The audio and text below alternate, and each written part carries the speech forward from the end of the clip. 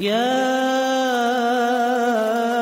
أيها الذين آمنوا اتقوا الله ولتنظر نفس ما قدمت لغد واتقوا الله إن الله خبير بما تعملون. بسم الله الرحمن الرحيم. السلام عليكم ورحمة الله وبركاته. إن الحمد لله نحمده ونستعينه ونستغفره ونعوذ بالله من شرور أنفسنا وسيئات أعمالنا. من يهده الله فلا مضل له ومن يضلل فلا هادي له. وأشهد أن لا إله إلا الله ربي وحده لا شريك له وأشهد أن محمدا عبده ورسوله. يا أيها الذين آمنوا اتقوا الله حق تقاته ولا تموتن إلا وأنتم مسلمون. يا أيها الناس اتقوا ربكم الذي خلقكم من نفس واحدة وخلق منها زوجها وبث منهما رجالا كثيرا ونساء واتقوا الله الذي تساءلون به والأرحام إن الله كان عليكم رقيبا. يا أيها الذين آمنوا اتقوا الله وقولوا قولا سديدا يصلح لكم أعمالكم ويغفر لكم ذنوبكم ومن يطع الله ورسوله فقد فاز فوزا عظيما. أما بعد. Ibu-ibu yang dimuliakan oleh Allah Subhanahu wa taala, alhamdulillah atas segala nikmat dan karunia yang Allah limpahkan kepada kita, wabil khusus tentunya nikmat Islam dan nikmat iman. Ibu-ibu yang dimuliakan oleh Allah Subhanahu wa taala, di antara doa yang Nabi SAW selalu ucapkan adalah beliau berdoa kepada Allah Subhanahu wa taala dengan doanya, Allahumma inni a'udzubika minal ma'thami wal maghram. Ya Allah, aku berlindung kepadamu dari dosa dan dari hutang. Allahumma inni a'udzubika minal ma'thami wal maghram. Ya Allah, aku berlindung kepadamu dari dosa dan hutang. Allahumma inni a'udzubika minal ma'thami wal maghram. Ya Allah, aku berlindung kepadamu dari dosa dan dari hutang. Doa ini cukup menggambarkan kepada kita betapa bahayanya perkara hutang. Bahkan Rasulullah SAW merendengkannya dengan dosa. Walaupun hutang adalah perkara yang dibolehkan, ayat terpanjang dalam Al-Quran berbicara tentang hutang. Hukum hutang pada dasarnya adalah mubah atau boleh. Akan tetapi kebolehan ini tidak secara mutlak. Jika memang diperlukan, jika memang dibutuhkan, maka silakan seseorang untuk berhutang. Akan tetapi hutang ini perlu diketahui dapat mendatangkan kegelisahan bagi diri kita. Para ulama terdahulu mengatakan ad-dain hammun bil-lail wa madallatun bin-nahar. Hutang itu mendatangkan kegelisahan di waktu malam dan kehinaan di waktu siang. Orang yang berhutang condong akan tunduk dan merendah di hadapan orang yang memberikannya hutang. Dan hutang ini akan menimbulkan kegelisahan di setiap malam bagi orang-orang yang menceburkan dirinya, memasukkan dirinya dalam dunia perhutangan. Dia akan selalu gelisah bagaimana cara membayar hutang. Ibu-ibu bisa dimulai? Baik. Oleh sebab itu, seorang yang beriman kepada Allah Subhanahu wa taala sebaiknya memikirkan ulang tentang keinginan dia berhutang jika sebatas untuk memenuhi gaya hidupnya saja. Karena Rasulullah SAW sampai enggan menyolatkan sahabat yang wafat dalam keadaan masih memiliki hutang. Rasulullah SAW bersabda, "Sallu ala sahibikum." Salatilah sahabat kalian. Karena Rasulullah mengetahui orang tersebut wafat dalam keadaan masih memiliki hutang. Bahkan ketika ada salah seorang sahabat yang wafat, dan para sahabat telah memandikannya, mengkafaninya, dan meletakkannya di tempat pemandian, di tempat penyolatan jenazah untuk diimami oleh Rasulullah SAW dalam menyolatkan jenazah. Rasulullah SAW mengucapkan hal demikian, sallu ala sahibikum, salatilah sahabat kalian. Rasulullah SAW mengetahui akan hutang yang dimilikinya, padahal hutangnya tidak begitu banyak, sebanyak 2 dinar saja. Kalau estimasi kita di zaman sekarang sekitar 9 sampai 10 juta rupiah. Rasulullah enggan menyolatinya sampai Abu Qatadah menyanggupi untuk membayarkan hutang tersebut. Barulah Rasulullah mau menyolati sahabat itu. Dan di keesokan harinya, ketika Rasulullah berjumpa dengan Abu Qatadah, Rasulullah menanyakan kepada Abu Qatadah, ma sana'ta dinaran, apa yang telah kau lakukan dengan 2 dinar? Abu Qatadah mengatakan, inna mata ams, wahai Rasulullah, orang tersebut baru wafat kemarin, baru 1 hari saja.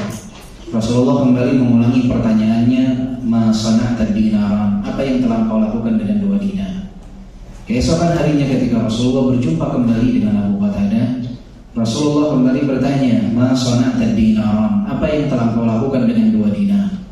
Abu Qatadah menjawab, qadaituhuma ya Rasulullah, aku telah membayarkan hutang 2 dinar tersebut wahai Rasulullah.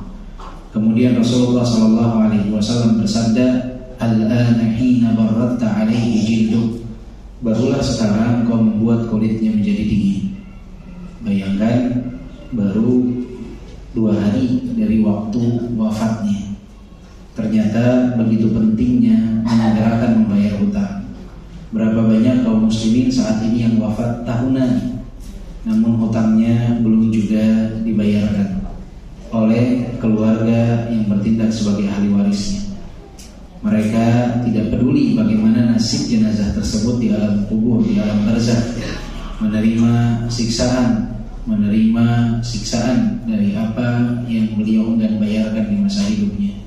Belum lagi kelak di yaumil qiyamah, di saat hari perhitungan.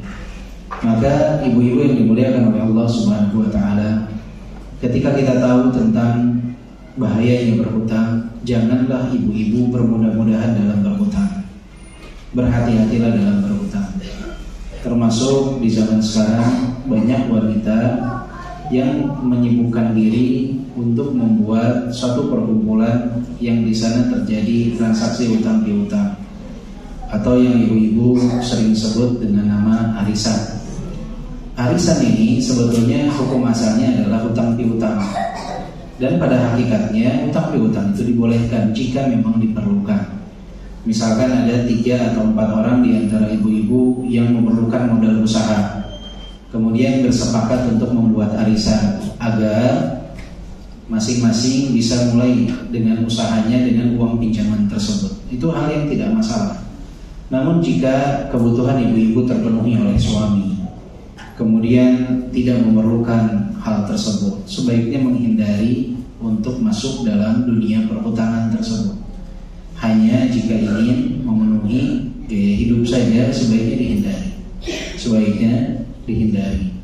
Malah sekarang lebih meluas lagi, orang melakukan arisan dengan sebutan arisan kurban. Jadi tahun ini si fulan yang berkorban, tahun depan si alan yang berkorban, gantian arisan kurban. Jadi berkorban dengan cara berhutang. Dia berhutang dulu, baru kemudian berkorban, dan belum tentu dapat membayar hewan kurban yang dia berhutang dengannya tersebut. Kemudian juga yang sangat disayangkan, banyak di antara wanita, terutama ibu-ibu, yang mana ketika mereka masuk di dalam dunia arisan, bukan hanya praktek hutang piutang di dalamnya, tapi juga ditambah dengan praktek ribawi di dalamnya, dengan menjadikan pemberian tambahan kepada mereka yang memberikan hutang di hari pemberian hutang tersebut. Jadi yang mendapatkan pinjaman itu harus menjamu makan bagi yang memberikan pinjaman, kasarnya seperti itu. Jadi mereka yang menang dalam undian itu harus menjamu orang-orang yang memberikan hutang. Ini adalah tambahan pemberian yang disyaratkan dalam pemberian pinjaman. Ini masuk dalam praktek ribawi, sesuatu yang tidak dibolehkan. Maka jika memang diperlukan untuk melaksanakan arisan karena keperluan yang memang dibutuhkan, itu tidak masalah. Akan tetapi hindarilah yang pertama adalah jangan sampai masuk dalam praktek ribawi di dalam hutang piutang tersebut, dengan syarat pemberian makanan bagi mereka yang memberikan pinjaman oleh mereka yang diberikan pinjaman, atau bahasa ibu-ibunya yang menang menjamu makan yang lain, yang menang dalam undian memberi jamu makan yang lain. Ibu-ibu bisa tetap mengadakan perkumpulan, kajian dan lain sebagainya tanpa harus ada hal-hal tersebut. Kemudian juga jika kita termasuk orang-orang yang terlilit hutang karena untuk memenuhi kebutuhan hidup kita, maka Rasulullah SAW telah mengajarkan sebuah doa kepada Ali bin Abi Thalib, yang mana Ali bin Abi Thalib mengatakan bahwa siapa saja yang memiliki hutang, bahkan jika hutang tersebut sebesar gunung Uhud, maka Allah Subhanahu wa Ta'ala akan melunasi baginya jika dia membaca doa ini, yang diajarkan oleh Nabi SAW kepada Ali bin Abi Thalib, yang diriwayatkan oleh Al-Imam At-Tirmidzi, yaitu Allahumma kfini bihadalika an haramik wa aghnini bifadlika amman siwak. Allahumma kfini bihadalika an haramika wa aghnini bifadlika amman siwak.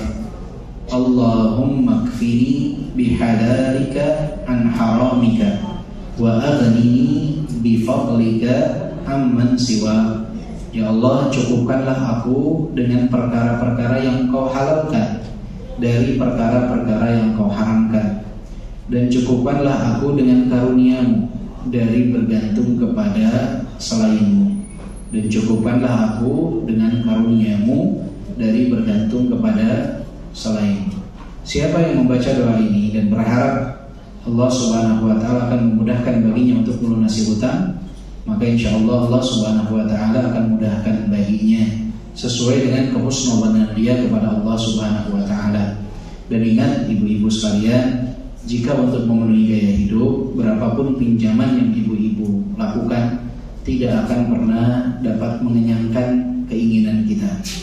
Maka jika memang perlu berhutang, cukuplah untuk memenuhi kebutuhan hidup, jangan justru untuk memenuhi gaya hidup. Banyak orang yang dia jadi pusing karena berhutang. Menikah untuk acara pernikahan agar terlihat mewah, dia berhutang. Sertifikat rumahnya digadaikan.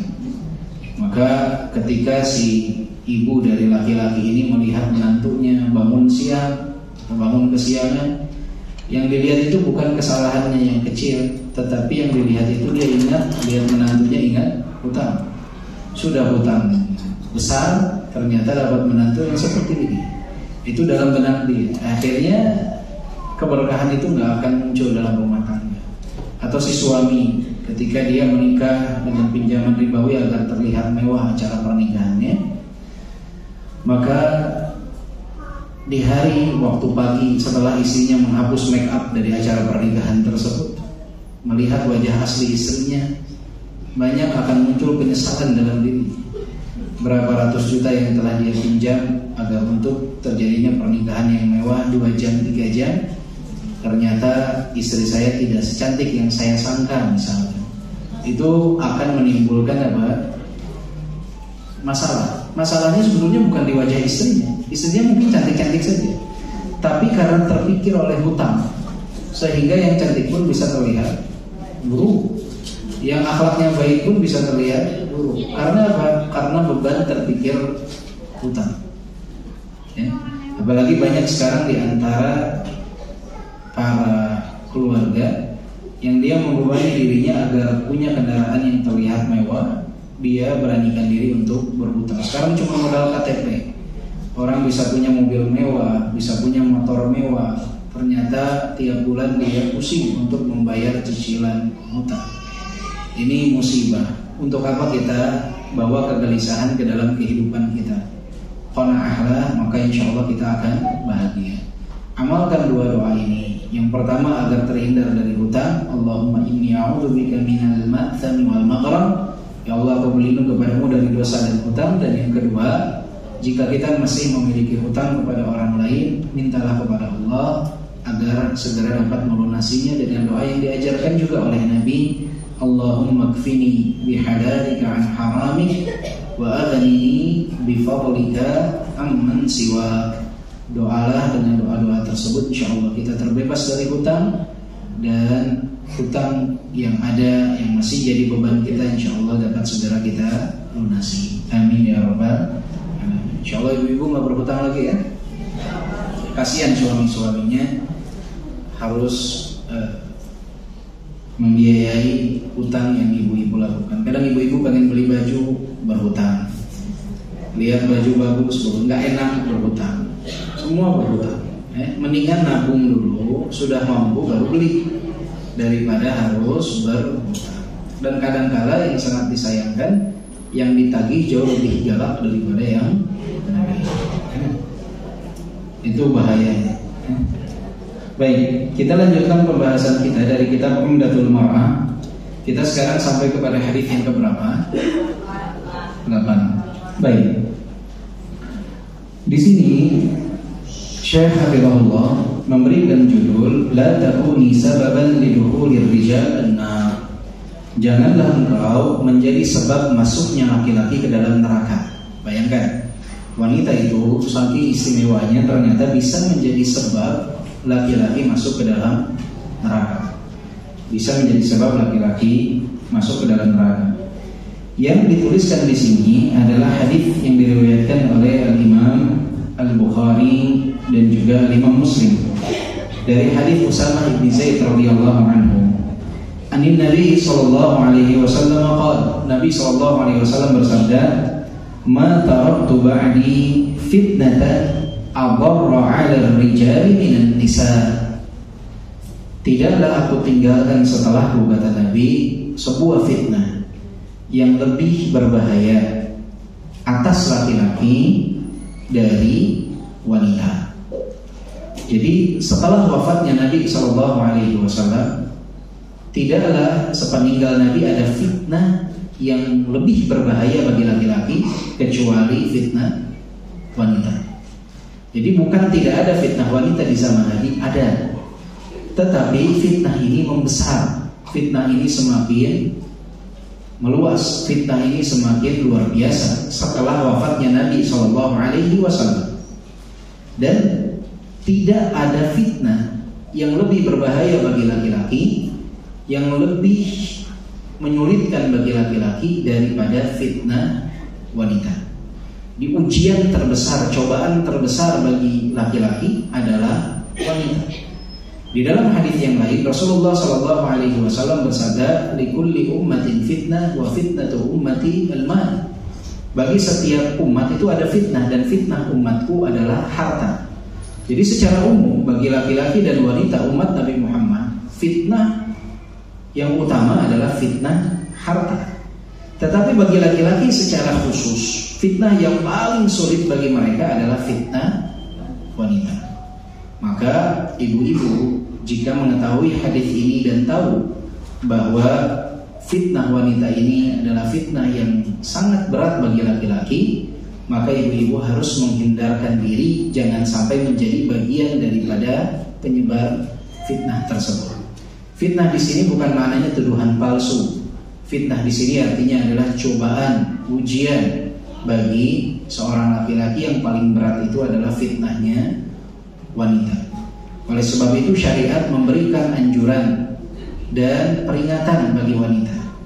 Jika dia keluar rumah, dia dilarang untuk tabarruj, menampakkan kecantikannya di hadapan laki-laki yang bukan mahram baginya. Karena apa? Istasyrafaha syaitan. Wanita itu ketika keluar rumah itu akan dibuat indah oleh syaitan. Walaupun tidak seindah aslinya, tetapi ketika dipandang oleh yang bukan mahram itu akan terlihat lebih indah. Makanya orang sering bilang rumput tetangga itu lebih hijau terlihat. Kenapa? Ya seperti itulah. bagi laki-laki, wanita yang bukan mahram bagi dia, wanita yang tidak halal bagi dia, itu akan terlihat lebih indah karena diperindah oleh syaitan, dibuat lebih indah oleh syaitan. Maka wanita harus dapat menahan diri untuk tidak menjadi fitnah bagi laki-laki. Dan wanita ini akan menjadi fitnah bagi laki-laki itu tidak harus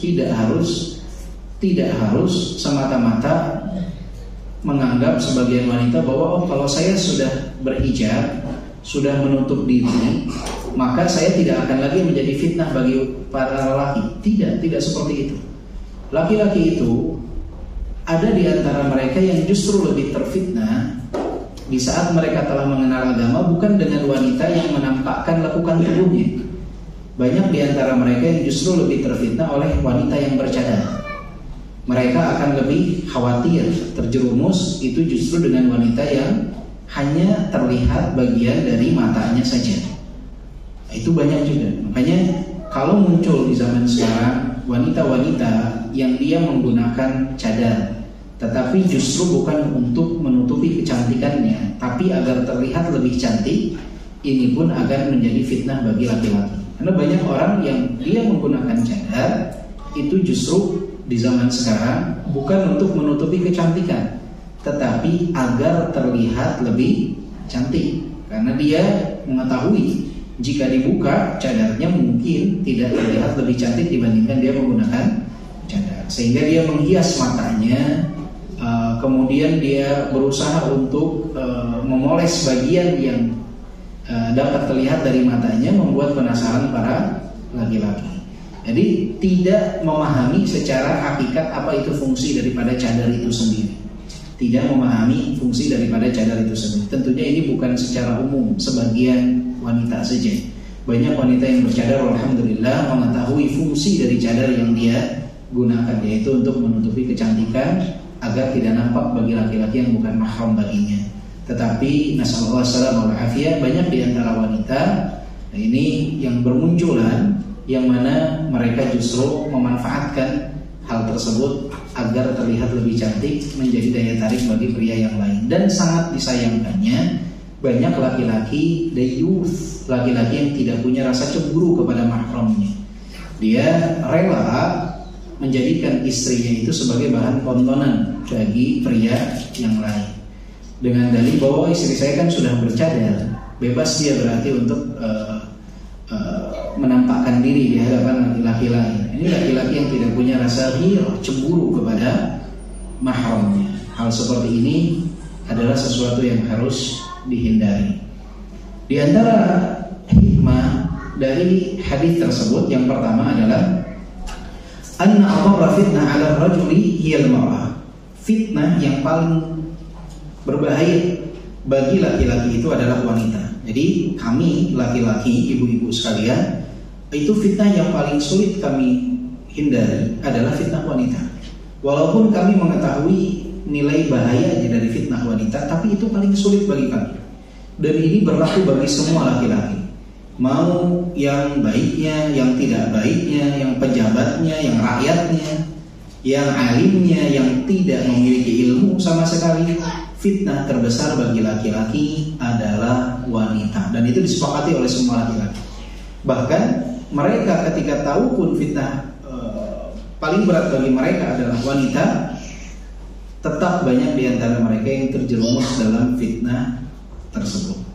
Maka ibu-ibu jangan sampai menjadi sebab terjerumusnya laki-laki dalam fitnah itu. Kemudian yang kedua, hikmah yang dapat kita petik dari hadis ini adalah at-tahdhiru minal iqtirabi min fitnatil mar'ah. Peringatan bagi laki-laki jangan mendekat kepada fitnah wanita.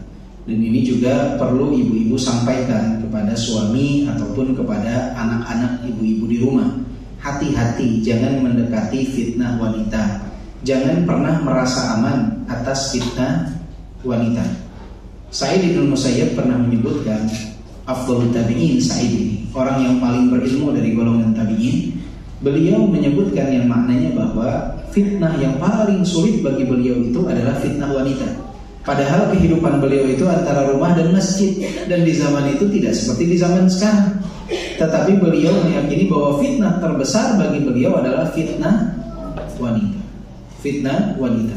Bahkan Atha bin Abi Rabah mengatakan bahwa aku merasa aman jika diamanahi Baitul Mal, tetapi tidak akan merasa aman atas keistiqomahan beliau jika berduaan dengan wanita. Ini yang mengatakannya adalah Atha bin Abi Rabah.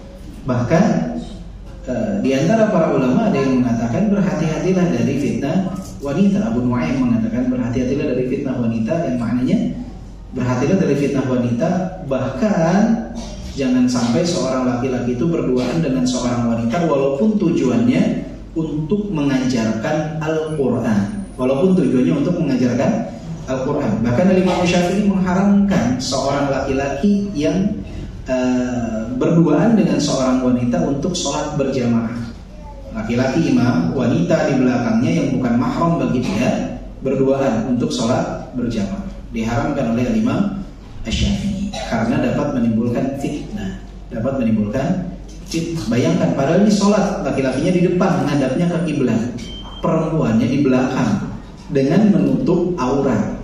Ternyata hal tersebut dapat menimbulkan fitnah. Apalagi dalam kondisi tidak sholat. Apalagi dalam kondisi tidak sholat. Jadi ibu-ibu jangan misalkan suami kerja, kemudian ibu-ibu memanggil guru ngaji ke rumah laki-laki untuk mengajarkan Al-Quran. Kemudian bilang ini mau ustaz, masya Allah orangnya. Mau ustaz, mau syekh sekalipun, kalau berhadapan dengan fitnah wanita itu lemah. Ya, bahkan Ibnu Taimiyah rahimahullah mengatakan bahwa para raja, kerajaan itu banyak yang hancur dan negara banyak yang hancur sebabnya adalah karena fitnah wanita. Ya. Jadi jangan sampai ibu-ibu merasa bahwa tidak masalah jika yang mengajarkan ibu-ibu seorang ustaz kemudian berdua di rumah mengajarkan Al-Quran. Itu jangan sampai punya pemikiran seperti itu. Ya. Berhati-hati dari hal tersebut. Karena bagi laki-laki, sesoleh apapun dia, fitnah wanita itu dahsyat.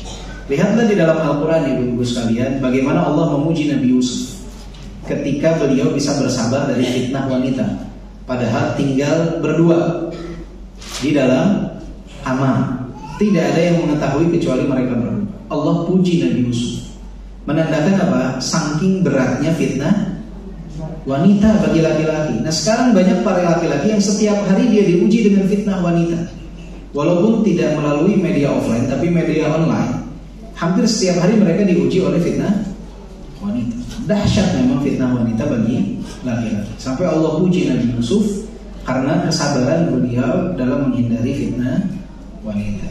Dan ibu-ibu jangan menganggap bahwa ini ustadznya kayak Nabi Yusuf. Tidak. Tidak.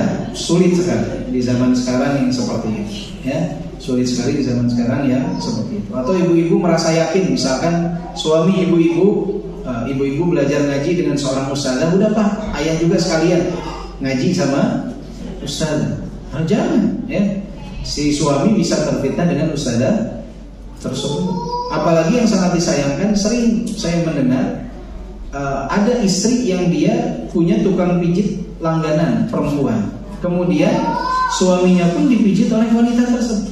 Kemudian dia merasa aman. Atau kebalikannya, ada laki-laki yang dia punya tukang pijit langganan laki-laki, kemudian dia biasa saja ketika istrinya dipijit oleh laki-laki lain. Waliyadillah. Semoga Allah Subhanahu wa taala melindungi kita dari hal tersebut. Ini bukan ngaji lagi, tetapi sampai perkara pijat memijat. Waliyadillah.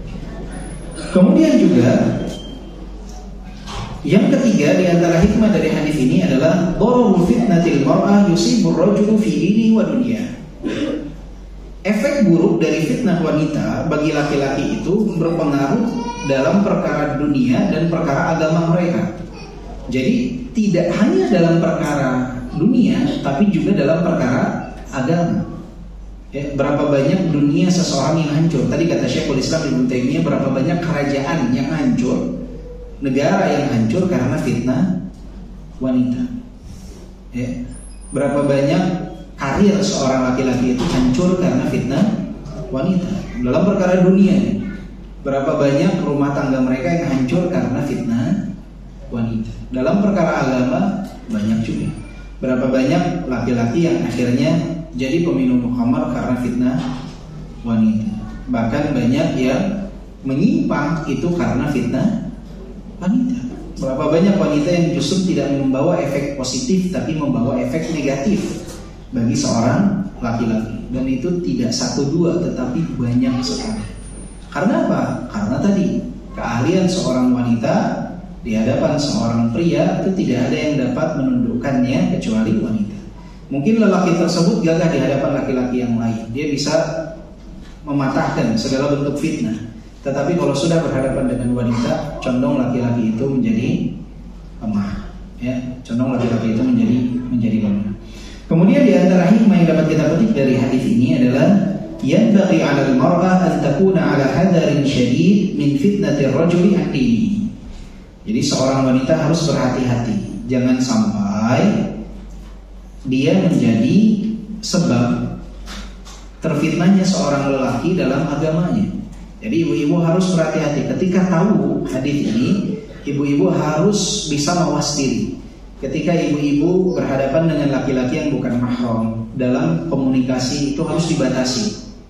Ya, tidak boleh memerdu-merdukan suara ketika misalkan ada telepon dari kawan suami, atau ada telepon dari tetangga, atau ada ibaratnya orang yang datang, misalkan Pak Satpam mau nagih iuran misalkan. Kemudian ibu nggak usah melembut-lembutkan suara di hadapan mereka. Kenapa? Karena suara ibu itu walaupun suara wanita bukan aurat, tapi dapat menimbulkan fitnah bagi laki-laki.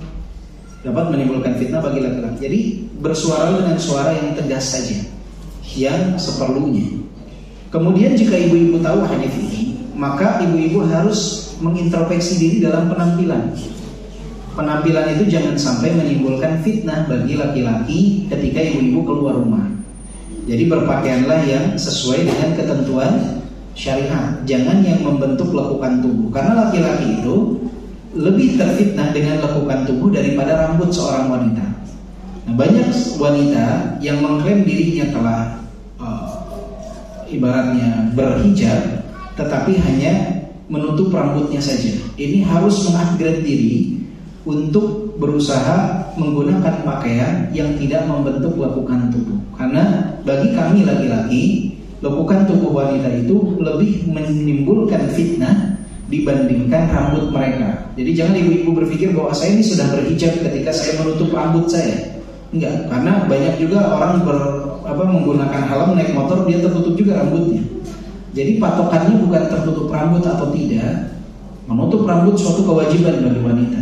Tetapi yang paling urgent itu adalah menutup lekukan tubuh. Banyak di antara kami laki-laki yang berharap kalau melihat seorang wanita yang dia terbentuk lekukan tubuhnya dan menggunakan kerudung, kami itu sebagai laki-laki berharap lebih baik dicabut saja, kemudian tutuplah anggota tubuhnya agar tidak membentuk lekukan tubuh, karena itu lebih menimbulkan fitnah. Tentunya yang kami harapkan semuanya tertutup, rambutnya tertutup, begitupun lekukan tubuhnya tidak timbul. Agar apa? Agar tidak menjadi fitnah bagi kami.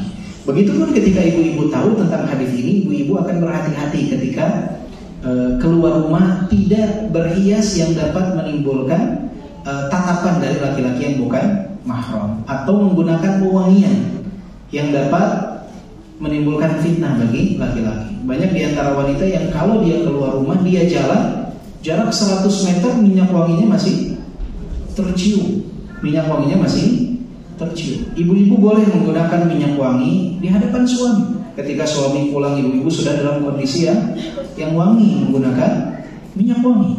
Tapi bukan untuk di luar rumah, ditampakkan di hadapan laki-laki yang bukan mahram bagi ibu-ibu sekalian. Kemudian di antara hikmah dari hadis ini adalah al-iftitanu qad yakunu min al-mar'ah allati tahillu lirrajuli kazawja wa min allati tahrimu 'alaihi kaghairiha min an-nisa. Fitnah wanita bagi laki-laki itu bisa jadi dari orang yang halal bagi dia dan dari orang yang bukan mahram bagi dia. Artinya fitnah wanita bagi laki-laki itu bisa saja muncul dari istrinya, dari anak perempuannya, dari kakak dan adiknya, dari ibunya. Fitnah wanita. Berapa banyak laki-laki yang akhirnya dia terjerumus dalam perbuatan yang diharamkan karena tuntutan dari istri yang halal bagi dia untuk memenuhi gaya hidup si istri. Jadi fitnah. Karena saking cintanya si suami kepada si istri, keinginan si istri untuk memenuhi gaya hidupnya, ingin menggunakan tas yang mahal, pakaian yang mahal, akhirnya si suami ketika berangkat kerja dia terfikir untuk mencari dari jalan yang diharamkan oleh Allah Subhanahu wa taala. Jadi fitnah ini bukan hanya dalam segi penampilan wanita di luar rumah yang bukan mahram, bukan. Tapi bisa saja muncul justru dari wanita yang halal bagi si suami. Berapa banyak suami yang pikirannya jadi menyimpang karena menikahi seorang wanita yang punya pemikiran yang menyimpang. Yang tadinya si suami berpikir bahwa nih kalau saya menikah dengan fulana, saya bisa membawa dia ke jalan hidayah. Ternyata justru dia yang terjerumus ke jalan kemungkaran. Dan ini tidak sedikit yang seperti ini.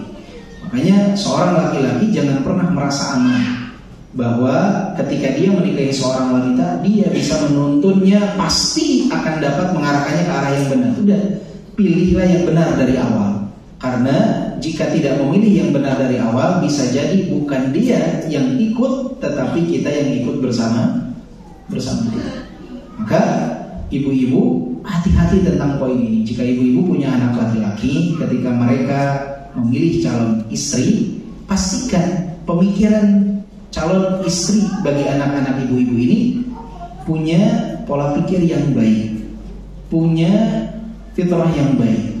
Jangan sampai justru anak ibu-ibu tergelincir dalam penyimpangan dikarenakan menikahi seorang wanita. Dan banyak orang yang bahkan memiliki kapasitas ilmu yang tinggi akhirnya tergelincir karena fitnah wanita yang dekat dengan dia, baik saudarinya, anaknya, ataupun istrinya. Walaupun yang paling dominan biasanya yang tergelincir menjadi sebab tergelincirnya seseorang itu adalah faktor dari istri. Itu harus berhati-hati. Dan juga dari yang tidak halal bagi dia. Dari yang tidak halal bagi dia biasanya condong dari kecantikan, yang mana tidak berusaha untuk ditutupi dari laki-laki yang bukan mahram. Maka laki-laki ini akan tergiur, tertarik, kemudian terjadilah apa yang tidak diridhoi oleh Allah Subhanahu wa taala. Dan awalnya semuanya itu adalah pandangan. Mata itu adalah pasukan pertama yang dikirimkan oleh syaitan. Ketika seorang laki-laki memandang wanita, kemudian mata itu memberikan kontak kepada hati, maka hati sebagai raja dari seluruh anggota tubuh, mulai dia akan memberikan perintah kepada anggota tubuh yang lain untuk dapat mencari jalan, dapat mendekati wanita tersebut. Dia akan mengirimkan perintah kepada kaki untuk melangkah, mengirimkan perintah kepada lisan untuk bertanya, mengirimkan perintah kepada tangan untuk bersalaman, mengirimkan perintah kepada anggota tubuh yang lain, hingga akhirnya suatu saat dia akan mengirimkan perintah kepada anggota tubuh yang menyebabkan nantinya laki-laki tersebut akan berzina dengan wanita itu, waliyadzubillah. Maka hati-hati dari yang namanya pandangan. Maka jangan sampai ibu-ibu menjadi sebab laki-laki tidak dapat menjaga pandangan. Oleh sebab itu di dalam Islam, wanita itu memang tidak wajib menggunakan pakaian yang berwarna hitam, tetapi usahakan menggunakan pakaian yang tidak yalfitun nazar, yang tidak menyebabkan laki-laki itu noleh ketika ibu-ibu lewat. Misalkan pakai pakaian yang warna coklat tua, biru tua. Jadi ketika ibu-ibu lewat, dia tidak menimbulkan keinginan laki-laki untuk memandang. Beda kan misalkan ibu-ibu lewat pakai warnanya kuning, jreng gitu misalnya, atau pink, itu kan condong laki-laki itu pasti akan noleh, kan penasaran. Nah ini jangan sampai seperti itu. Dan anehnya wanita itu banyak yang bangga ketika dilihat, oh berarti saya ini cantik nih, berarti saya ini istimewa nih. Nah ini adalah kebanggaan yang salah kaprah. Karena nantinya setiap pandangan yang memandang ibu-ibu, karena hal tersebut ibu-ibu pun akan dihisab oleh Allah Subhanahu wa taala. Karena menjadi sumber pandangan-pandangan tersebut. Makanya sesuatu yang mengkhawatirkan jika wanita dia memfoto dirinya kemudian menyebarkan di media sosial, kemudian banyak laki-laki yang melihat foto tersebut, tertarik, berimajinasi. Itu itu si wanita itu akan memikul dosa yang amat banyak. Dosa yang amat banyak. Sesuatu yang berat itu untuk timbangan ibu-ibu sekalian. Kalau si laki-laki akan dihisab atas pandangannya. Nah, ibu-ibu jadi sumber nih.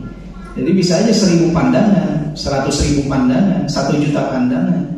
Ya. Jadi jangan pernah berpikir bahwa kan saya menutup aurat saya, yang nampak kan hanya wajah saya. Justru titik kecantikan wanita itu ada pada wajah. Dan laki-laki itu nggak ada yang dibilang ada laki-laki yang tertarik karena lihat tangan wanita, nggak ada. Laki-laki tertarik karena lihat rambut wanita, nggak ada. Laki-laki itu tertarik utamanya ketika melihat wajah. Barulah kemudian kepada bentuk dari tubuh seorang wanita. Makanya 2 hal ini harus dijaga oleh seorang wanita. Apalagi di zaman media sosial seperti saat ini, harus punya sesuatu yang namanya al-haya, rasa malu. Haya ini, rasa malu ini adalah poin paling berharga bagi wanita. Makanya saya sering ulang-ulang bahwa sekaya apapun wanita, secantik apapun wanita, sehebat apapun wanita, kalau tanpa rasa malu dan berharga, tidak bernilai. Yang paling berharga bagi seorang wanita adalah rasa malu. Kalau rasa malu ini sudah hilang, tidak ada nilainya sama sekali bagi seorang wanita. Kemudian hikmah yang dapat kita petik dari hadis ini adalah tabur rijal 'ala al-mail lin nisa wa lidzalika kanat al-fitnah bihinna a'zamu min ghairihin. Jadi memang sudah tabiatnya laki-laki itu condong kepada wanita. Zuyyina lin-nasi hubbus syahawati minan nisa.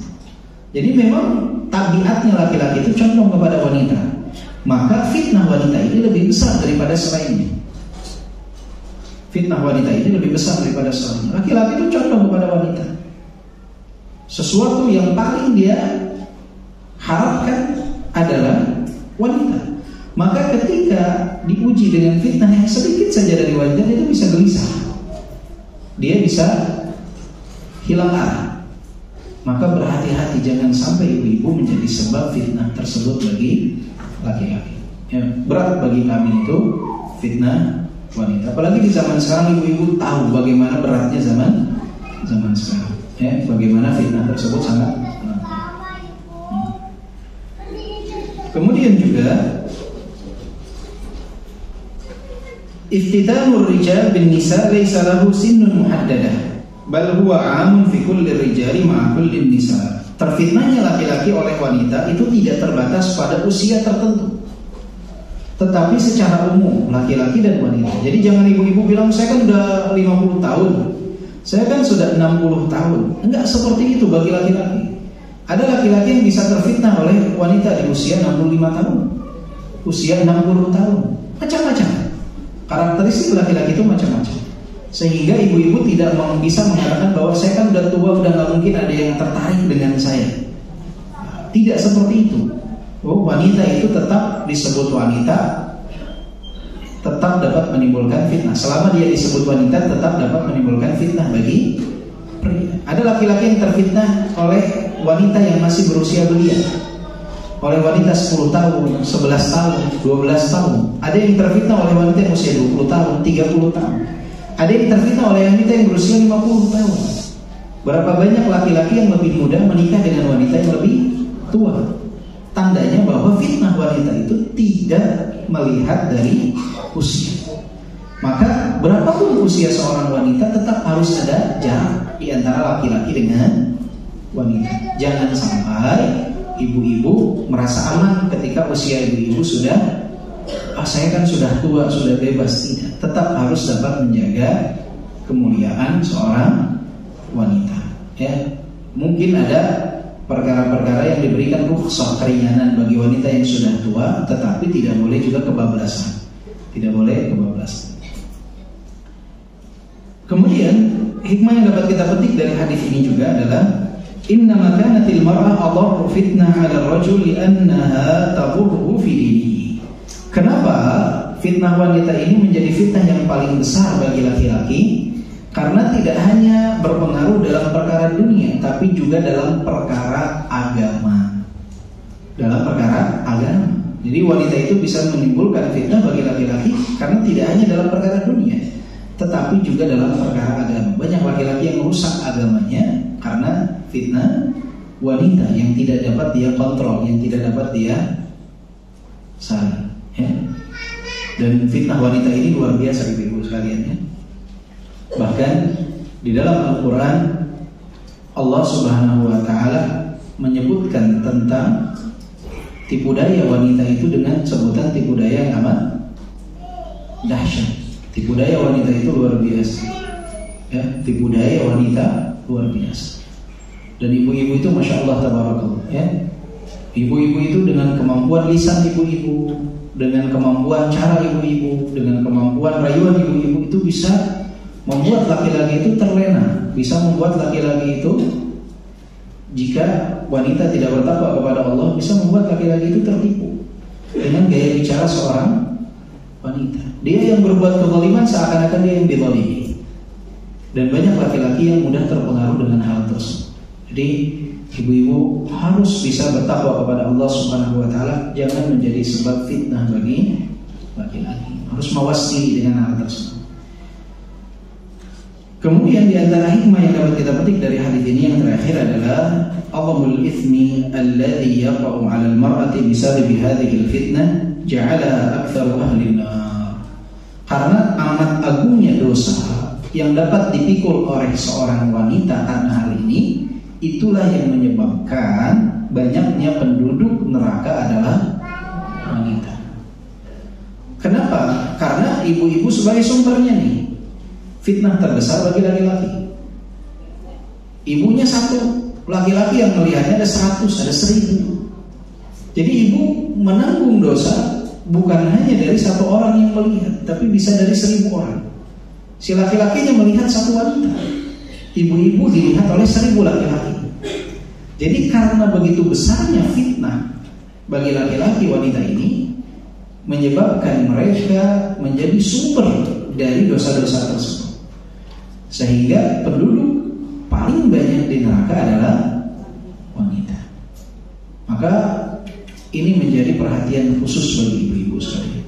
Nah, mungkin banyak ibu-ibu yang bertanya, kalau misalkan fitnah terbesar bagi laki-laki adalah wanita, apakah fitnah terbesar bagi wanita adalah laki-laki? Tidak ada dalil nas yang menunjukkan kepada hal tersebut. Walaupun fitnah terbesar bagi laki-laki adalah wanita, tapi tidak bisa dipastikan bahwa fitnah terbesar bagi wanita adalah laki-laki. Tetapi secara umum fitnah bagi wanita ya sama dengan laki-laki adalah fitnah umatnya Nabi Muhammad adalah fitnah harta. Maka tidak bisa dipastikan fitnah bagi wanita juga berarti laki-laki. Belum tentu. Belum tentu fitnah bagi wanita adalah laki-laki yang terbesar. Tetapi masuk kepada keumuman fitnah bagi wanita dan laki-laki bagi umat Nabi Muhammad yang besar adalah fitnah harta. Nah, ibu-ibu sekalian yang dimuliakan oleh Allah Subhanahu wa Ta'ala, jika kita mendengar hadis ini, hadis Nabi SAW, dan Nabi SAW disebutkan oleh Allah, wa ma yantiqu 'anil hawa in huwa illa wahyu yuha. Nabi tidak mungkin berucap dengan hawa nafsu, melainkan wahyu yang Allah Subhanahu wa Ta'ala wahyukan kepadanya. Ini hadis harus menjadi perhatian khusus bagi ibu-ibu sekalian. Harus melihat bagaimana menyikapi cara berbicara, cara berpakaian, cara bersikap, sehingga tidak menimbulkan fitnah bagi laki-laki. Bahkan lewat media sosial sekalipun, yang sering saya ungkapkan. Jadi jangan sampai menggunakan kata-kata yang dapat menimbulkan fitnah bagi laki-laki. Kan banyak wanita yang ketika dia bertanya kepada laki-laki itu mengetik dengan ketikan-ketikan yang membuat laki-laki ini kepikiran sepanjang hari. Misalkan ada tukang paket mengirimkan paket ke rumah ibu-ibu. Bu, tadi paketnya sudah saya kirimkan. Kemudian ibunya balasnya makasih Pak. Nah itu si kurir itu sepanjang jalan dia bisa kepikiran.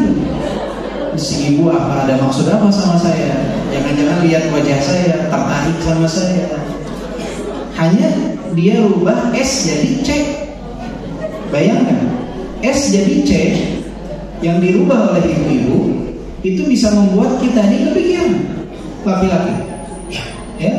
Atau misalkan bertanya kepada seorang ustaz, kemudian pakai kata macam-macam, atau kiriman bunga, ya. hal-hal semacam itu bisa kepikiran. Bisa kepikiran. Nah, sangat disayangkan banyak wanita yang tidak menyadari hal tersebut. Berapa banyak saya lihat video ataupun foto ataupun apapun di media sosial dimiliki oleh beberapa ustaz, itu komentar wanita hilang rasa malu di dalamnya. Ya? Wanita berhijab syar'i kemudian kirimkan emoji love kepada si ustaz, subhanallah, menulis masya Allah tampannya, masya Allah ganteng. Ini terbayang di benak saya ini gimana perasaan suaminya. Bagaimana perasaan suami? Ibu-ibu jangan menganggap enteng tulisan tersebut. Itu bagi laki-laki akan kepikiran. Ini seperti apa nih si ibu nih? Si ustadznya yang melihat, oh ini ibu siapa nih? Dia bisa masuk tuh ke akun ibu, ngecek siapa nih ibu ini. Dan banyak yang terfitnah dengan hal tersebut. Jadi perlu diperhatikan ketika ibu-ibu tahu kenapa penting, kenapa dibawakan hadis ini dalam Umdatul Mar'ah, agar wanita itu tahu posisi dia di hadapan laki-laki, sehingga dia menahan diri dari segala hal yang dapat menimbulkan fitnah bagi laki-laki. Dia akan tahan cara bicaranya agar tidak menimbulkan, tidak boleh senyum-senyum, ya. Jangan berdalil tabassum ka fi wajhi akhika sadaqah, senyumanmu di wajah saudaramu sedekah. Kemudian ibu keluar rumah ketemu misalkan ada tetangga yang dia duda ditinggal wafat oleh istri, senyum-senyum tidak jelas, itu akan menimbulkan pemikiran yang aneh-aneh di si laki-laki. Walaupun ibu berpikir saya kan hanya senyum, bagi laki-laki nggak cuma hanya senyum, pikiran mereka tuh bisa kemana-mana. Ya? Sama juga dalam tulisan, dalam sikap, dalam berpakaian. Banyak wanita tuh yang dia tuh pakai hijab hanya ketika acara resmi. Kalau pergi ke tukang sayur dia tutupi rambutnya pakai handuk. Keluar nyapu di depan rumah dia pakai daster. Pakai kerudung hanya ketika ke pengajian. Satpam, yang tukang sayur depan rumah, tetangga, itu juga laki-laki yang bukan mahram, nggak boleh. Jangan merasa aman dengan hal tersebut. Ibu-ibu harus tahu bahwa posisi ibu-ibu itu di mata laki-laki itu luar biasa. Maka harus dapat menahan diri dari hal tersebut. Kami ibu laki-laki itu bisa terfitnah hanya dengan kaki dari seorang wanita. Kaki saja itu bisa menimbulkan fitnah. Bahkan semakin seseorang itu terjaga dari pandangan kepada seorang wanita. Itu kami ingat dulu itu di Yaman, di Darul Hadis, itu tidak pernah laki-laki itu mendengar suara wanita. Laki-laki itu nggak ada yang pernah dengar suara wanita. Wanita itu ketika berjalan itu di pinggir jalan, dan ada jalan untuk laki-laki, jalan untuk wanita. Bahkan ketika bertamu ke rumah orang-orang yang telah menikah, si istri itu ketika sudah menyiapkan makanan tidak memanggil suaminya dengan suara panggilan, tapi dengan suara ketukan. Seperti itu saja, tanda bahwa makanan sudah siap. Banyak yang terfitnah hanya dengan melihat warna sendal saja. Kenapa bisa seperti itu? Kenapa bisa seperti itu? Saking bersihnya mereka dari pandangan yang tidak dihalalkan. Maka ketika mereka melihat mata saja mereka bisa terfitnah. Sebagai contoh ibu-ibu sekalian, saya ingat pengalaman saya sendiri. Saya dulu ketika pertama kali datang ke Yaman, itu datang ke ibu kota Yaman San'a, saya kagum. Hampir 98% wanita di sana menggunakan cadar. Jauh berbeda dengan di Indonesia. Saya bilang ini luar biasa. Yaman luar biasa. Kemudian selang beberapa lama saya berada di Darul Hadis selama kurang lebih beberapa bulan di sana, tidak pernah mendengar suara wanita dan tidak pernah melihat wanita. Ketika kembali ke ibu kota Yaman, San'a, melihat wanita yang menggunakan cadar, itu kita gelisah. Kenapa? Karena dalam jangka waktu yang lama kita tidak pernah melihat hal tersebut. Jadi kalau suami ibu-ibu sekarang merasa nyaman, biasa saja saya lihat wanita yang tidak, itu mah pikiranmu saja kotor. Enggak, itu tandanya ketika kita biasa melihat wanita yang terbuka auratnya, tidak terfitnah dengan mereka, tandanya ada sesuatu dalam diri kita. Ada sesuatu dalam diri kita. Dulu para pelajar dari Yaman itu ketika mereka umroh datang ke Mekah di Masjidil Haram, banyak di antara mereka yang nggak sanggup keluar untuk berangkat ke masjid. Kenapa? Karena banyak di antara orang yang datang melaksanakan ibadah umroh kan mereka membuka wajahnya tidak tertutup. Kemudian dari macam-macam negara, mereka nggak terbiasa lihat itu, mereka khawatir, mereka bahkan banyak yang memutuskan setelah umroh langsung pulang untuk nikah. Kenapa? Karena mereka terjaga pandangannya. Maka ketika melihat sesuatu yang terbuka sedikit saja, itu mereka terfitnah. Maka ketika sekarang ada laki-laki yang mengatakan saya biasa saja lihat wanita yang pakai pakaian pendek, apa saya nggak tertarik dengan mereka? Bukan berarti tidak tertarik hatinya bersih, bukan. Justru saking sudah penuhnya matanya dengan pandangan yang diharamkan sehingga dia tidak ada masalah dengan pandangan tersebut. Jadi kalau ada orang di zaman sekarang mengatakan itu mah pikirannya aja yang kotor, bukan pikirannya yang kotor. Justru pikiran kita yang kotor, mata kita yang sudah terlampau kotor, sehingga biasa saja melihat hal-hal tersebut. Dan ini yang memang sulit ibu-ibu sekalian, kita tinggal di Indonesia. Makanya kenapa ibu-ibu mungkin bertanya, kenapa sih kita kajian ini ditutup di tempat ini? Kenapa di tempat lain dibuka? Kita ini cuma pengen berharap ya minimal ada harapan yang muncul dari masjid, bahwa suatu saat kelak insya Allah dapat betul-betul terjadi hal ini. Jadi terpisah antara laki-laki dan wanita. Jika di masjid saja kita tidak dapat memisahkan, menjaga pandangan kita, mau di mana lagi kita berharap pandangan kita dapat terjaga? Jika di rumah Allah saja, saya sebagai penceramah bebas memandang ibu-ibu, terus mau di mana kita menjaga pandangan kita? Makanya kenapa diputuskan di masjid ini untuk kajian akhwat ditutup, semata-mata untuk menjaga pandangan kami para lelaki. Karena fitnah terbesar bagi kami adalah wanita. Dan jangan ibu-ibu bilang misalkan saya pakai cadar kan, tertutup. Mayoritas kami misalkan menggunakan cadar tertutup. Justru bagi orang yang ikut pengajian, wanita bercadar itu lebih menyebabkan pikiran mereka itu lebih melanglang buana dengan hal tersebut. Jadi ibu-ibu harap bisa memaklumi bahwa fitnah terbesar bagi laki-laki adalah wanita, maka jagalah diri dari fitnah tersebut. Jangan menjadi sebab ibu-ibu menjadi sebab banyaknya dosa yang mengalir. Jadi ibu ketika keluar rumah, ibu mungkin ada ribuan pandangan yang melihat ibu. Nah, ibu harus berpikir ketika mau keluar rumah saya ini mendatangkan pahala atau menimbulkan dosa. Sehingga wanita itu kan dianjurkan lebih banyak di mana? Di rumah. Hanya pengajian gak usah siang malam setiap hari keluar.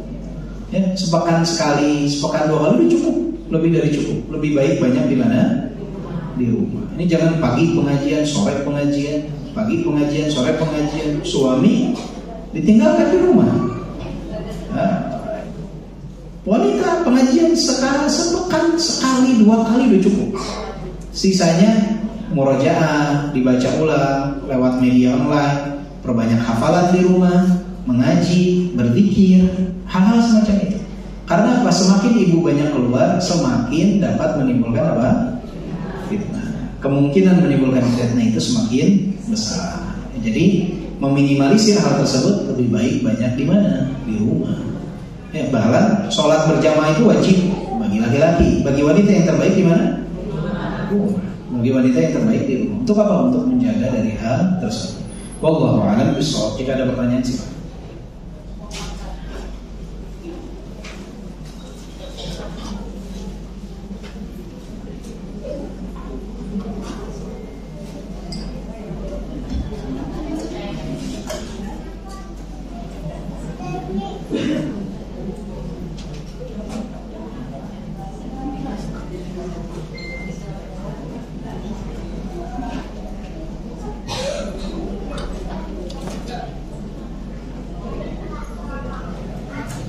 Allah Subhanahu wa taala dalam Al-Qur'an itu berfirman, inna kaidahunna azim. Sesungguhnya tipu daya wanita itu azim, agung, luar biasa. Kalau syaitan itu lemah tipu dayanya, tapi tipu daya wanita itu azim. Wanita yang tidak bertakwa kepada Allah itu dapat menimbulkan kehancuran yang luar biasa. Inna kaidahunna azim. Sudah?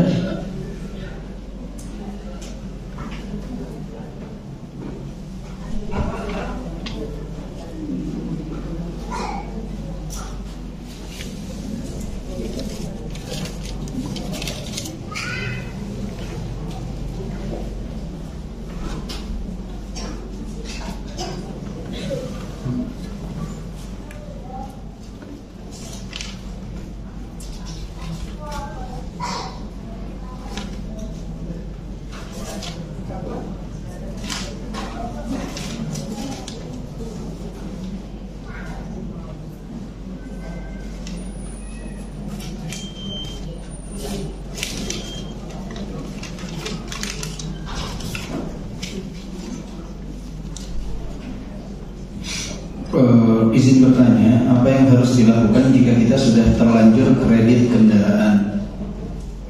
Apa harus dihentikan pembayarannya atau dihentikan kredit tersebut karena sudah beberapa bulan berjalan? Syukuran atas jawabannya. Dilunasi, Bu. Jadi kalau ada ibu barang yang dapat dijual, segera untuk melunasi, segera dilunasi. Segera untuk dilunasi atau meminjam kepada yang dapat memberikan pinjaman tanpa riba, kemudian dilunasi hal tersebut, ya. Dan sudah mencukupkan diri, jadi jangan lagi melakukan pinjaman ribawi.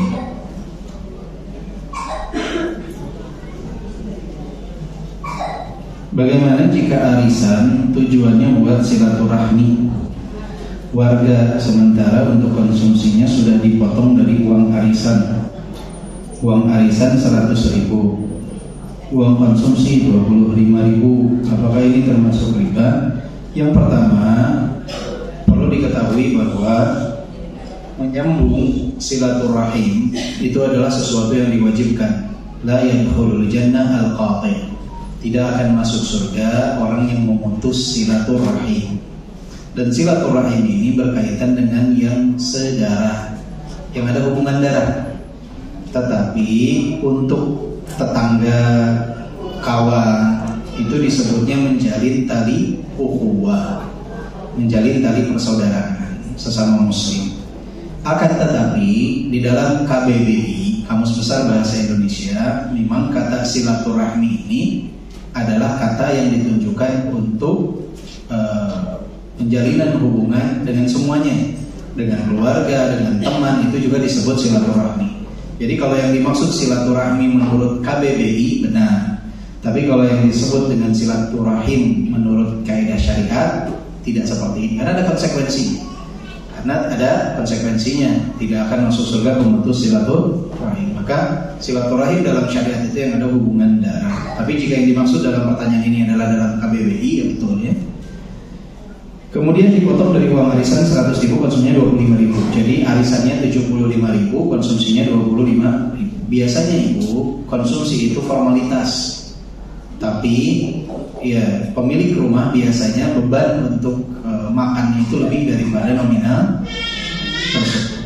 Ya sering sekali, bukan sering, bahkan hampir semuanya itu beban pengeluarannya lebih daripada nominal 25.000.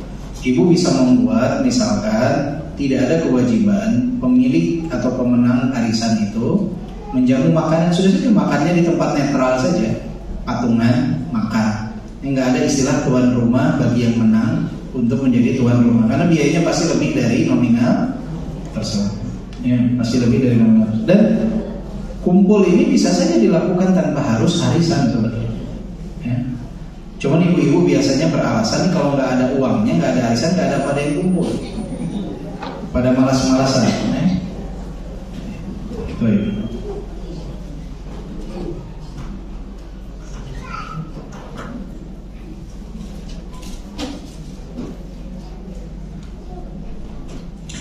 Mohon nasihatnya jika keluar rumah ke tempat umum, supermarket dan sebagainya, hanya jika ada keperluan saja. Banyak wanita yang tidak menutup aurat secara sempurna. Bukan lagi secara sempurna, nggak nutup aurat banyaknya. Dan mau tidak mau terlihat oleh suami. Ini istri yang memiliki rasa cemburu kepada suami. Atau tidak sengaja terlihat. Jika dalam kondisi ini bagaimana harusnya sikap istri? Jika berkenan mohon dibahas pada hari Sabtu, InsyaAllah.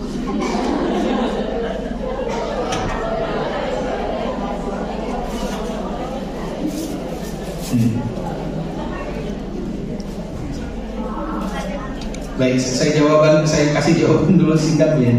Jadi untuk ibu bisa seperti ini. Jadi misalkan ketika pedagangnya wanita, ibu yang maju. Ketika pedagangnya pria, suami yang maju. Ya, jika memang berangkat berdua, itu lebih baik. Ya, itu lebih baik.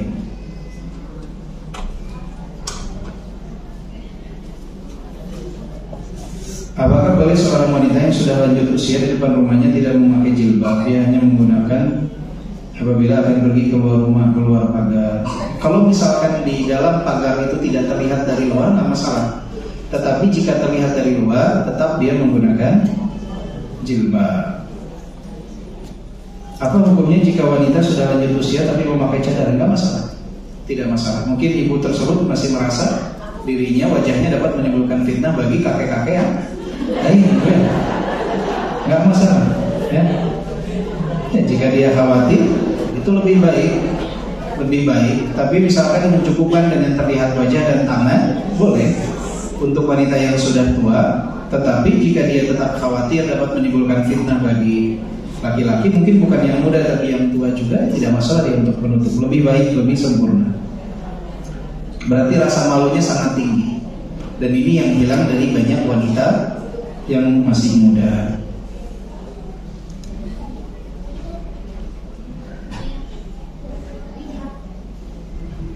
Apakah saya berdosa jika sampai saat ini saya masih bersedih atau menangis setelah meninggal dunianya suami? Jika ibu bersedih, itu menandakan bahwa kebaikan dan kesolehan suami yang telah wafat terlebih dahulu tersebut.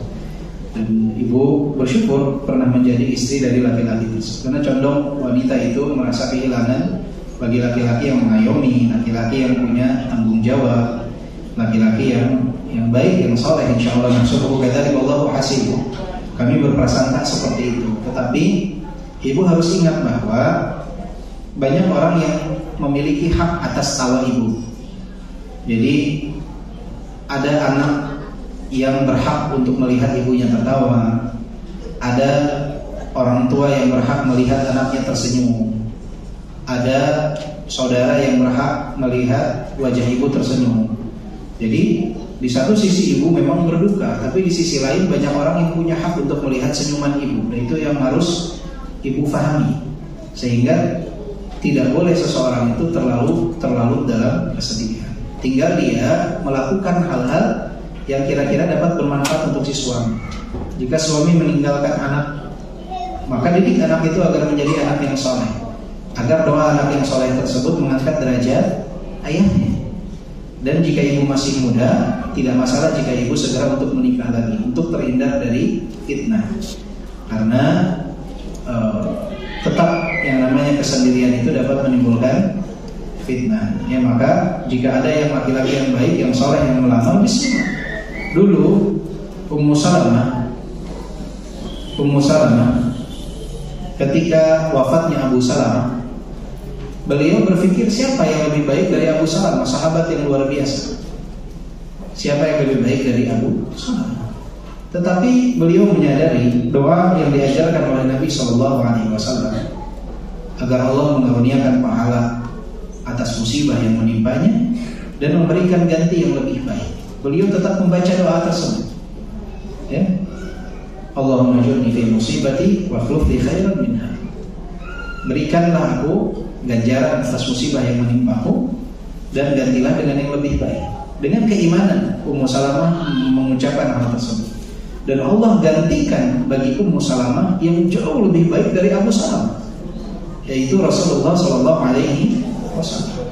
Maka ibu bacalah doa tersebut. Bisa jadi ada sosok laki-laki lain yang nanti insya Allah dapat menemani sisa kehidupan ibu,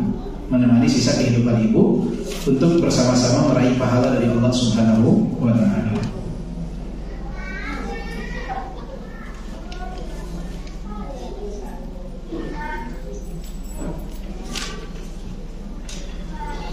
Saya selalu sedang menjalani pengobatan akupuntur dan ditangani oleh seorang akhi, seorang laki-laki maksudnya, datang ke rumah, tapi suami saya selalu mendampingi selama pengobatan berlangsung. Bagaimana dengan hal yang demikian? Dengan terapi, ibu kalau bisa cari terapisnya yang wanita, kalau ada. Kalau tidak ada, memang tak ada. Setahu saya sih ada ya, insya Allah ya. Kalau memang tidak ada sama sekali, sebogor nggak ada terapis wanita, mau tidak mau harus diterapi oleh laki-laki, insya Allah tidak masalah dalam pengobatan. Makanya sebisa mungkin yang laki-laki, yang wanita. Jadi ibu jika sakit nih, misalkan ibu sakit, ibu atau ibu sedang hamil, itu datanglah ke dokter kandungan wanita. Kan banyak dokter kandungan wanita, jangan ke dokter kandungan laki-laki ya. Kecuali kalau tidak ada di kota tersebut dokter kandungan wanita, baru silakan ke dokter kandungan laki-laki. Jadi untuk pengobatan dalam hal darurat dibolehkan, tapi sebisa mungkin carilah terlebih dahulu yang satu jenis kelamin ya, misalkan wanita yang laki-laki dengan laki-laki ya. Ibu-ibu mau gak misalkan suami tiba-tiba nyari, dia saya malah pengennya dokter perempuan, ibu-ibu itu lah. Jadi usahakan yang kalau memang tidak ada sama sekali, tidak masalah.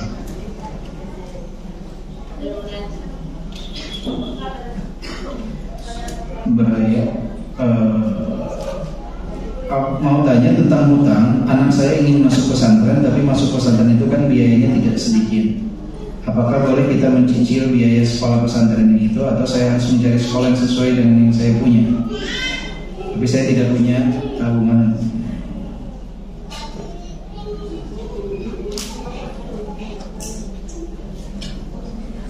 Baik, untuk biaya pesantren yang pertama, pesantren itu masya Allah tabarakallah banyak sekali dengan fasilitas yang berbeda-beda.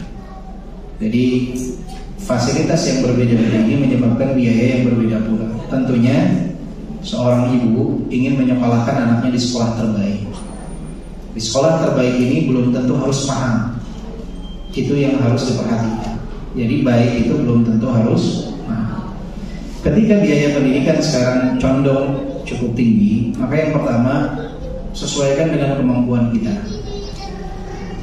Dan yang kedua, jika diberikan keringanan oleh pihak sekolah untuk mencicil, ya alhamdulillah. Karena banyak juga sekolah yang memberikan keringanan tersebut untuk anak muridnya mencicil. Ibu minta saja ajukan untuk mencicil. Jika dibolehkan tidak masalah. Jika dibolehkan tidak. Ini salah satu hal yang dibolehkan untuk seseorang berhutang. Karena hukum hutang kan di awal tadi kita sampaikan apa? Mubah. Hukum hutang adalah mubah jika untuk perkara-perkara yang penting. Salah satunya untuk pendidikan ini.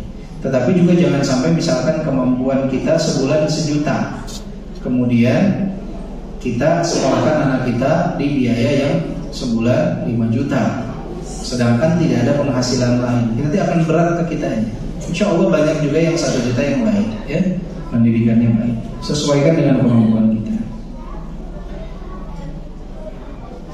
Cadar yang baik itu seperti apa? Apa boleh cadar yang hanya menutup sebagian muka saja atau hanya terlihat mata saja? Intinya cadar yang tidak menimbulkan fitnah, yang mata itu digunakan hanya untuk membantu melihat saja, bukan untuk terlihat keindahannya ya.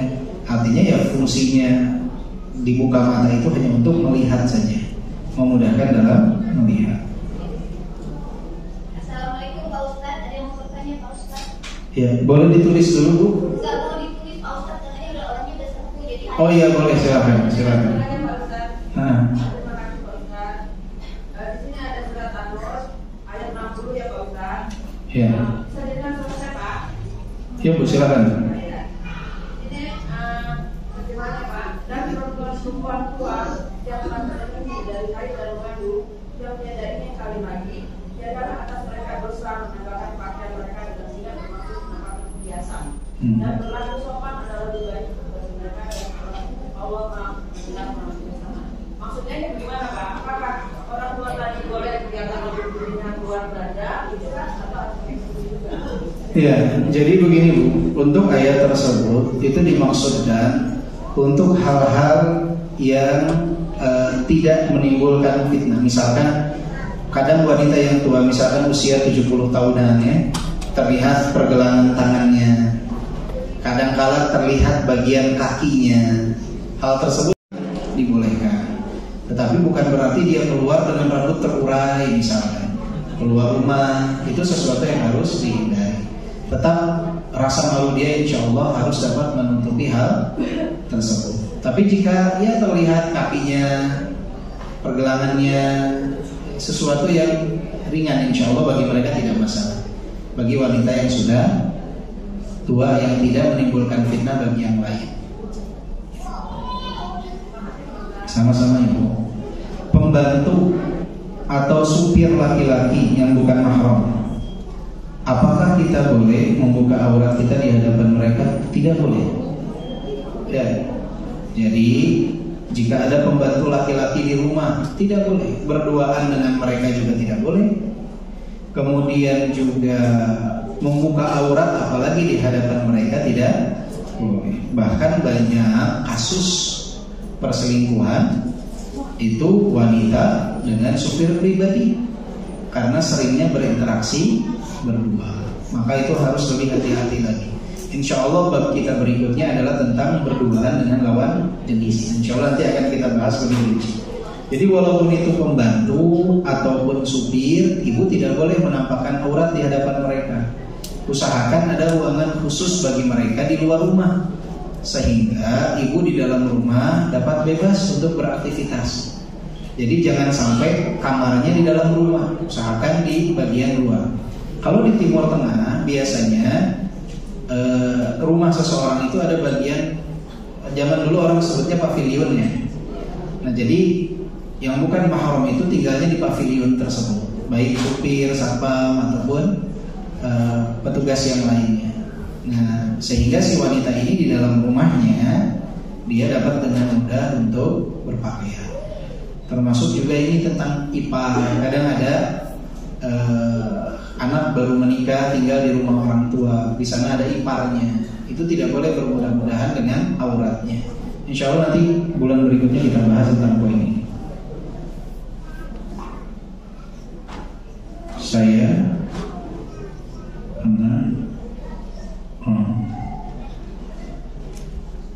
pernah dipijit laki-laki yang bukan mahram. Caranya untuk meminta ampun. Ya udah, ibu bertobat kepada Allah, beristighfar, dan jangan diulangi lagi hal tersebut. Ya, jangan diulangi lagi hal tersebut. Karena ada sebagian wanita yang berpikir kan laki-laki tenaganya lebih kuat, saya lebih enak dipijitnya sama laki-laki.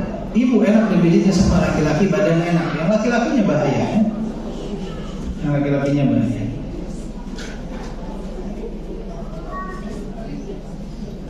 Bagaimana kalau suami setiap hari video call dengan istri tetangga? Subhanallah.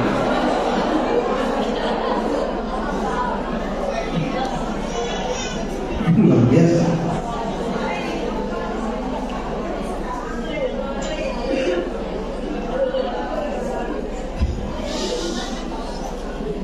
Ini agak unik pertanyaannya. Apakah sikap seorang istri? Kalau istri tetangga tersebut masih memiliki suami, yang pertama itu tidak dibolehkan dalam syariat ya. Jika dia masih memiliki suami, ibu harus bisa menyadarkan suami ibu dengan hal ini.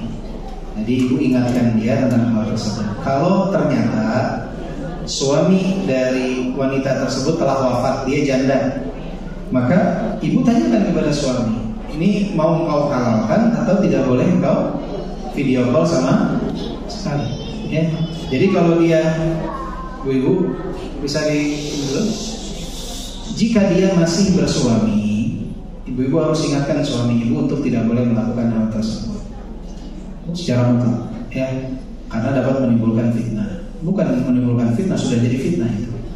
Kemudian jika dia ternyata seorang janda, maka kasih pilihan kepada suami ibu-ibu sekalian.